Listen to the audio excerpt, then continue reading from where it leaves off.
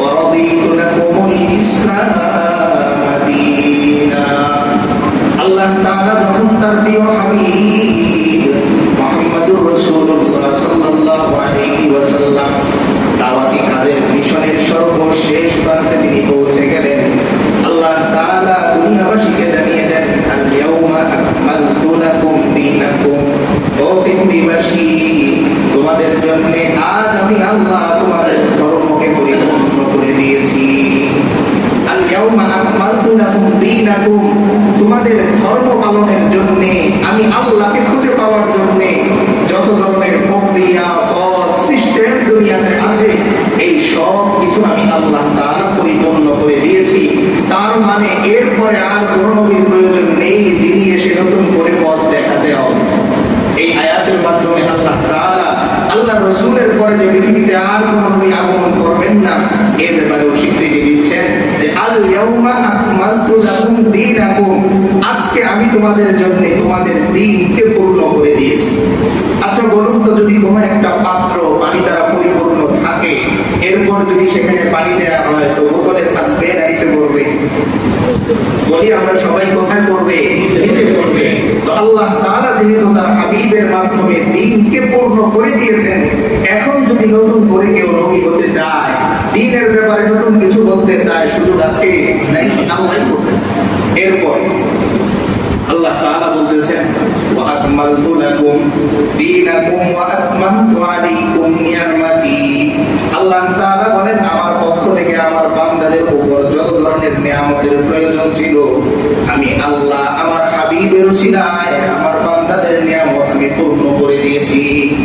তার মানে কিয়ামত পর্যন্ত আমার বান্দারা নবী ছাড়া থাকলেও, নবী থাকতে যেরকম তাদের কথা আমি আল্লাহ শুনেছি, কিয়ামত পর্যন্ত একা একা একটি উম্মত লুকানলেও আমি আল্লাহ তাদের ডাকে সাড়া দিব। তাহলে আল্লাহ তাআলা এই আয়াতের মধ্যে গ্যারান্টি দিয়ে দিচ্ছেন, ও বান্দা তুমি চিন্তা করো না, যদিও আমার হাবিব না থাকে কিন্তু তোমার যা যা প্রয়োজন এটা তিনি মঞ্জুর করে দিয়েছেন। যেদিন তুমি যাবে আমার কাছে ওই দিনই পেয়ে যাবে। যেমন উদাহরণস্বরূপ, আমার বাবা যদি কারো কাছে আমার জন্য 1 কোটি টাকা রেখে যায়, 1 লক্ষ টাকা রেখে যায়, তো আমার যখন প্রয়োজন পড়বে তখন তিনি দেবেন না? দেবেন। ঠিক তেমনি আল্লাহ রাসূল সাল্লাল্লাহু আলাইহি ওয়াসাল্লাম কিয়ামত পর্যন্ত তার উম্মতের যত কিছু প্রয়োজন সব কিছুর আবেদন ফরম তিনি পূরণ করে রেখেছেন।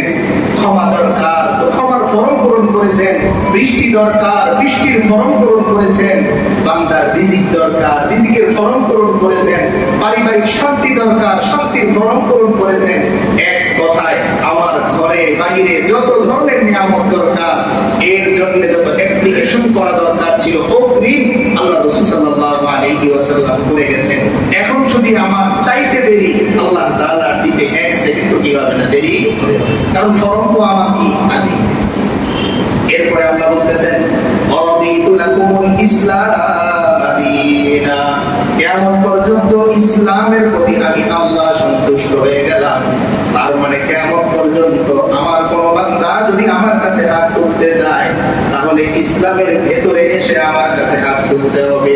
কিয়ামত পর্যন্ত যদি কোনো বান্দা তার পরিবারের মধ্যে শান্তি চায়, সমাজের মধ্যে শান্তি চায়, তাহলে ওই বান্দার ইসলামের টিকেট নিয়ে তারপর আমার কাছে চাইতে হবে। তাহলে এই আয়াতের মধ্যে আল্লাহ তাআলা 3টা কথা বললেন। 1 নম্বরে দ্বীনের যত প্রয়োজন ছিল, যত বিধান ছিল এই সব কিছু আল্লাহ তাআলা এই কোরআনের মাধ্যমে তার হাবিবের প্রেরণের মাধ্যমে পূর্ণ করে দিলেন। 2 নম্বরে কিয়ামত পর্যন্ত বান্দাদের যত ধরনের নিয়ামত প্রয়োজন পড়বে, যত ধরনের জরুরত থাকবে এই সব কিছু পূরণের ওয়াদা আল্লাহ তাআলা এই আয়াতের মধ্যে বললেন। আর 3 নম্বরে আমি যে আল্লাহর কাছে চাইবো, কিভাবে চাইবো, চাওয়ার প্রক্রিয়া কি হবে, তো আল্লাহ তাআলা বলে দিলেন, ও বান্দা আমার কাছে চাওয়ার জন্য তোমার একটা যোগ্যতা লাগবে, সেটা হচ্ছে তোমার ইসলাম লাগবে, ঈমান লাগবে। ঈমানের কালিমা বলার পর তুমি তোমার মুখ দিয়ে যা বের করবে আমি আল্লাহ কবুল করব, হয়তো দুনিয়াতে দেব আর নয়তো প্রয়োজন পড়লে আখিরাতে তোমাকে বুঝিয়ে দেব।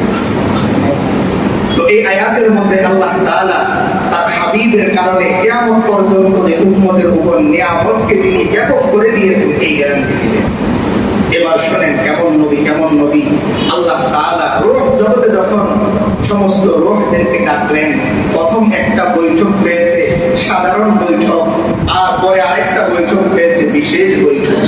প্রথম বৈঠকের মধ্যে আমি আপনি আমরা সবাই উপস্থিত ছিলাম, যেই বৈঠকের মধ্যে আল্লাহ তাআলা বলেছিলেন আলাস্তু বিরাব্বিকুম, ও রোহেরা তোমরা বলো তো আমি কি তোমাদের রব নই?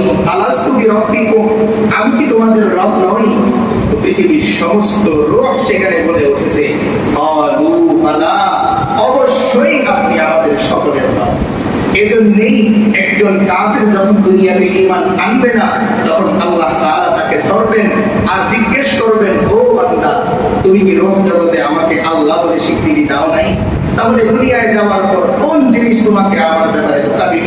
আর তুমি দুনিয়ার মানুষকে ক্ষমতাবান মনে করলে, তোমার হাতে বানানো জিনিসের কাছে তুমি মাথা নত করলে, আর আমার কাছে যে তুমি ওয়াদা করে আসলে আমি তোমার রব, পুরো জিন্দেগিটা কেন তুমি আমাকে ভুলে গিয়েছিলে? এই জন্য আল্লাহ তাআলা।